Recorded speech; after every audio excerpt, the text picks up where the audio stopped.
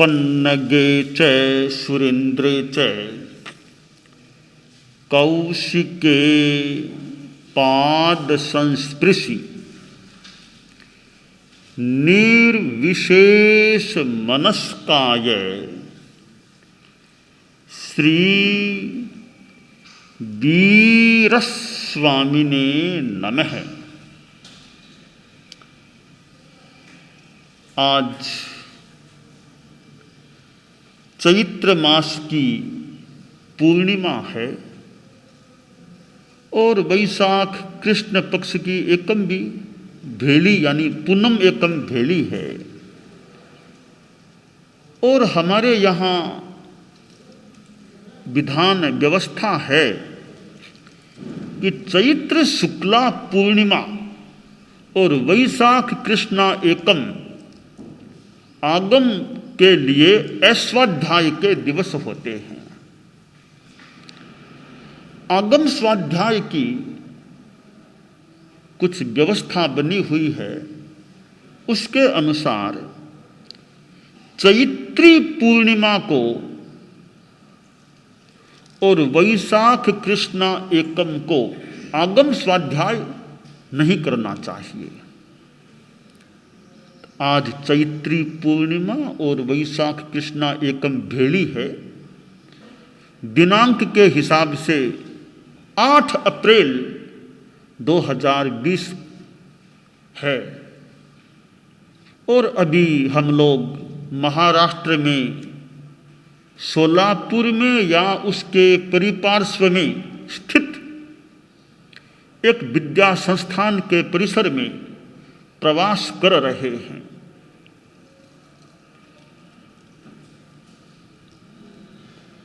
विद्या संस्थान में प्रवास है और विद्या संस्थान एक महत्वपूर्ण चीज होती है जहाँ ज्ञान की आराधना होती है।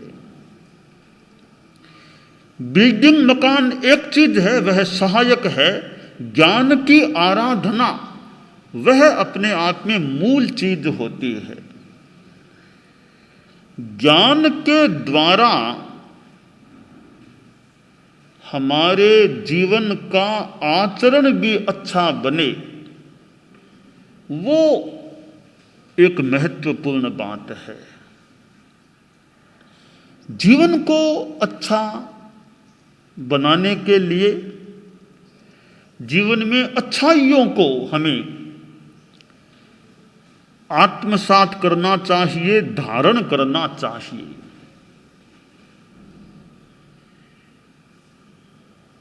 एक संस्कृत का श्लोक है, वदनम प्रसाद सदनम सदयम हृदयम सुधा मुचो वाचः करणम परोपकरणम येषां केषां न ते वन्द्यः। श्लोककार कवि ने 4 बातें बताई हैं कि जिसमें ये 4 बातें हैं, जिनमें ये 4 बातें हैं, वे किन के लिए वंदनीय नहीं होते हैं। 4 बातों में पहली बात है वदनम प्रसाद सदनम, जिनका वदन मुख प्रसाद का सदन होता है, प्रसन्नता का घर होता है, जहां प्रसन्नता अपना आश्रय बना करके रहती है। यानी जिनका चेहरा सहज प्रसन्न रहता है, वे किन के लिए वंदनीय नहीं होते हैं। यहां एक प्रश्न है कि चेहरे का प्रसन्न होना इतना महत्वपूर्ण क्यों है। चेहरा प्रसन्न होना एक बात है, उसकी पृष्ठभूमि में कसाय मंदता या कसायहीनता काम करती है। जो आदमी आक्रोशशील है, बात बात में बार बार गुस्सा करता है, उसका चेहरा इतना प्रसन्न नहीं रह सकता। उसकी प्रसन्नता को तो मानो गुस्सा खा जाता है। मानो गुस्सा एक प्रकार का राक्षस है जो हमारे प्रसाद को खा जाता है। चेहरे पर प्रसन्नता सतत सहज उसके रह सकती है जो गुस्से से बचकर के रहता है, या गुस्सा बहुत कम है जिसका, वह आदमी बहुत प्रसन्न रह सकता है। चेहरे की प्रसन्नता में भय भी बाधक है। जो ही मन में भय का भाव आता है, आदमी डरता है, उस समय भी चेहरे की प्रसन्नता गायब हो सकती है, खत्म हो सकती है। तो चेहरे की प्रसन्नता के लिए गुस्से का न होना और भय का न होना अपेक्षित है। चिंता मन में होती है तो चिंता से भी प्रसन्नता नष्ट होती है। जिसके मन में चिंता नहीं, जो निश्चिंत है, अचिंत है, निश्चिंत है, वह आदमी या उसका चेहरा प्रसन्न रह सकता है। जो सरल है, निश्चल है, छल कपट नहीं, दाव पेंच का प्रयोग नहीं करता, वह आदमी और उसका चेहरा प्रसन्न रह सकता है। तो कवि ने कहा कि जिसका वदन प्रसाद यानी प्रसन्नता का सदन है, आश्रय है, वे लोग किसके लिए वंदनीय नहीं। ऐसे कुल 4 बातें हैं। दूसरी बात बताई है सदयम हृदयम, जिसका हृदय दया सहित होता है, सदय होता है। जो आदमी दयावान होता है, दया है तो आदमी अहिंसक भी बन सकता है कि मेरी ओर से किसी को तकलीफ न पड़े, हो सके तो किसी का कल्याण करें पर किसी को तकलीफ न दें। दया जिसके मन में है वह किनका वंदनीय नहीं होता। वे लोग जो दयालु हैं, अनुकंपाशील हैं, अहिंसक हैं, तन कर मन कर वचन कर देतन काहू दुख, तुलसी पातक झड़त है देखत बाको मुख। जो महापुरुष संत पुरुष तन से, मन से, वचन से किसी को दुख नहीं देते, ऐसे संत पुरुषों का श्रद्धा से मुख दर्शन करने से भी दर्शन करने वाले का पाप झड़ता है। तो जो सदय है, दयावान है, उनमें वंदनीय होने की एक पात्रता और आ जाती है। तीसरी बात बताई कवि ने, सुधा मुचो वाच है। जिनकी वाणी सुधा श्राविणी होती है, कल्याणी होती है, जिनकी वाणी में गुणवत्ता है। वाणी की गुणवत्ता के 2 आधार हैं।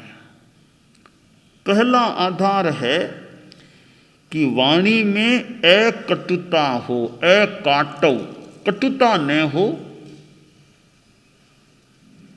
और दूसरा आधार है वाणी में मृषा न हो, मिथ्यात्व, मिथ्यापन न हो, अयथार्थता न हो।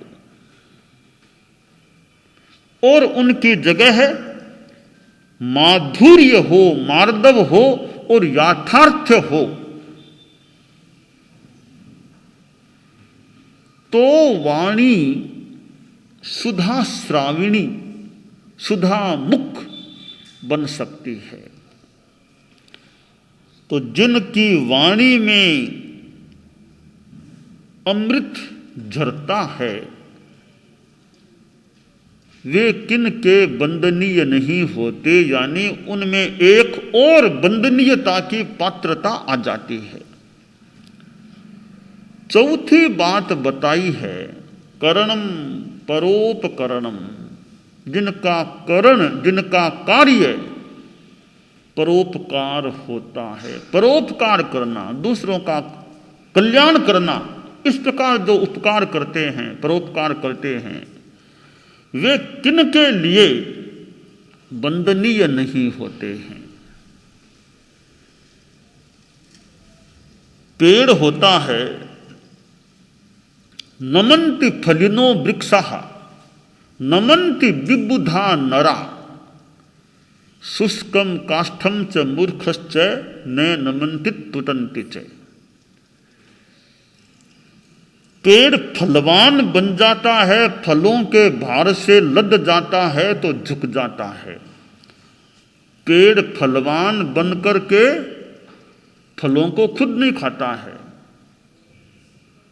स्वयं न खादन्ति फलानि वृक्षः, पेड़ अपने फलों को खुद नहीं खाते, दूसरे उनके फल खाते हैं, पेड़ खुद नहीं खाता। इतने फल, एक भी फल पेड़ नहीं खाता, खाने वाले दूसरे भले खाएं, पेड़ नहीं खाता। यह पेड़ की एक संदर्भ में परोपकार परायणता है। नदियां है स्वयं च नीरम न पिबन्ति नद्यः, नदियां है, इतना पानी नदी में, पर नदी खुद पानी नहीं पीती, दूसरे पीने वाले, काम लेने वाले लेते हैं। यह नदी की परोपकारशीलता है। इसी प्रकार संत पुरुष होते हैं परोपकाराय सताम विभूतयः। संत लोग हैं, सज्जन लोग हैं, वे भी मानो परोपकार के लिए आते हैं, परोपकार करते हैं। तो कवि ने कहा करणम परोपकरणम, जिनका कार्य परोपकार है, ऐसे लोग किन के लिए वंदनीय नहीं हो जाते हैं। तो हम ध्यान दे सकते हैं कि हमारा चेहरा प्रसन्नता, प्रसाद का सदन है या चिंता का सदन है, आक्रोश का सदन है, भय का सदन है। भीतर में जो भाव होते हैं उनकी अभिव्यक्ति कुछ चेहरे पर बाहर भी हो सकती है, क्योंकि हमारी मुद्रा भीतर के भावों से प्रभावित हो जाती है। भय, चिंता, आलस, अमन, सुख दुख, हेत अहेत, मन महीप के आचरण दृग दीवान कह देत। भीतर में भय है, चिंता है, आलस्य है, बेचैनी है, जो भी सुख है, एक दुख है, एक प्रेम है, एक घृणा है, ऐसे जो भाव हैं, तो मन रूपी राजा के ये जो भाव हैं, उस राजा का दीवान नेत्र या चेहरा, नेत्र रूपी दीवान प्रकट कर देता है कि भीतर में क्या भाव है। तो कवि ने जो कहा है कि बदनम प्रसाद सदनम, यह एक अभिव्यक्ति है कि भीतर में क्या भाव है। चेहरा सहज प्रसन्न है तो माना जा सकता है, संभावना की जा सकती है कि भीतर के भावों में पवित्रता है। कोई आदमी दिखावटी प्रसन्नता का प्रयोग करे, वो तो थोड़ी तुच्छ बात है, छोटी बात है, दिखावटी नहीं, सहज प्रसन्नता हो वो खास बात है। आदमी ऊपर से तो खुश दिखाई देता है, गले मिलता है, मीठी मीठी बातें करता है, भीतर में और कुछ योजना चल रही है। मैं उस प्रसन्नता का यहां जिक्र नहीं कर रहा हूं। सहज प्रसन्नता हो उसका महत्व है। उसमें तो दिखावटी प्रसन्नता में इतनी गुणवत्ता नहीं लगती जो गुणवत्ता सहज प्रसन्नता में होती है। चेहरा सुंदर है या असुंदर है, यानी देखने में चेहरे की आकृति कैसी है, इसका महत्व थोड़ा कहीं हो तो हो। चेहरा भले श्याम भी क्यों न हो, चेहरा गौर है अथवा श्याम है, इसका इतना महत्व नहीं। पर चेहरा प्रसन्न है या आकृष्ट है, इसका महत्व अधिक है। श्याम चेहरे वाला आदमी बहुत बड़ा काम करने वाला हो सकता है। श्याम चेहरे वाला क्या काम नहीं कर सकता बढ़िया? गौर चेहरा वाला क्या बढ़िया ही काम करेगा? यह कोई कसौटी नहीं लगती। इसलिए चेहरा गौर हो या श्याम, अच्छा हो जीवन में काम अच्छा हम करने का प्रयास करें। चेहरा गौण है इतना महत्वपूर्ण नहीं है, हमारा काम मुख्य, जीवन में काम क्या करते हैं। तो हम गौर और श्याम को ज्यादा महत्व न दे, हम महत्व दे काम को। काम कितना बढ़िया होना चाहिए। तो जो परोपकार करने वाला है, पर कल्याण करने वाला है, यानी बढ़िया काम करने वाला आदमी है, और काम बढ़िया है और जीवन में प्रसन्नता है, हृदय में दया है, वाणी सुधा श्राविणी है, परोपकार परायणता है, तो ऐसे लोग कितने अच्छे आदमी होते हैं, कितने बड़े आदमी होते हैं। आदमी कोई लंबा होने से इस संदर्भ में बड़ा नहीं हो जाता, मात्र उम्र से बड़ा होने से भी इस संदर्भ में आदमी बड़ा नहीं हो जाता। बहुत ऊंचे सिंहासन पर बैठ जाने मात्र से भी कोई आदमी बड़ा नहीं हो जाता। आदमी बड़ा होता है गुणों से, बड़ा होता है स्वभाव से। नमन खमन अरु दीनता, सबका आदर भाव, कहे कबीरा वही बड़ा जाका बड़ा स्वभाव। जिसका स्वभाव बड़ा है वह आदमी इस संदर्भ में बड़ा है। तो हमारे जीवन में बड़प्पन यानी महानता का विकास हो, और महानता के विकास के लिए कोई ऊंचा बैठना आवश्यक नहीं है। महानता इतनी सस्ती चीज नहीं है कि ऊंचा बैठो और महानता आ जाएगी, इतनी सस्ती चीज नहीं है। 1 रुपया दो और महानता को खरीद लो, इतनी सस्ती चीज महानता नहीं होती है। महानता के लिए कुछ करना होता है, कुछ जीवन में ग्रहण करना होता है, या अच्छे आचरणों का जीवन जीना होता है, कहीं झुकना होता है। ऐसे गुणों का, नम्रता, क्षमाशीलता, भक्ति, दूसरों के प्रति अनासाधना का भाव, ऐसे भावों का विकास होता है तो आदमी बड़ा बन सकता है। तो हम बड़ा यानी महान बनने का प्रयास करें। और महान बनते बनते बनते बनते कभी आत्मा भगवान भी बन सकती है। अहम महान भवेयम, अहम विद्वान भवेयम, अहम भगवान भवेयम। मैं महान भी बनूं और ज्ञानी विद्वान ज्ञानी आदमी भी बनूं और फिर कभी भगवान बनूं। भगवान बन जाएंगे फिर मानो एक तरह से परम लक्ष्य की प्राप्ति हो सकेगी। तो जीवन में शरीर का महत्व है, पर मूल तत्व आत्मा है। शरीर मूल तत्व नहीं है। मैं कौन हूं? नाहम शरीरम, मैं शरीर नहीं, मैं आत्मा हूं, मैं आत्मा हूं, मैं आत्मा हूं। आत्मा अलग है, शरीर अलग है। हम आत्मा के गुणों को विकसित करने का प्रयास करें। ठीक है, शरीर का अपना महत्व है, परंतु मैं हूं आत्मा। शरीर तो अभी साथ में है, जीवन है।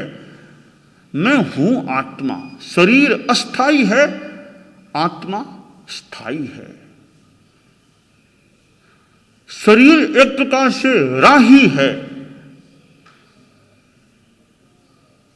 और एक ऐसा अस्थाई स्थान है जो सदा नहीं रहता है, पर आत्मा सदा रहने वाला तत्व है, शाश्वत तत्व है।